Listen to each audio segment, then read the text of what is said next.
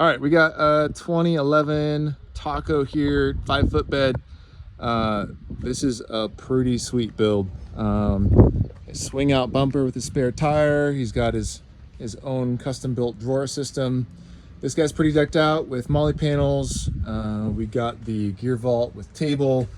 We got juice box with side lights, rear lights, the whole shebang. Bed ladder, vent fan.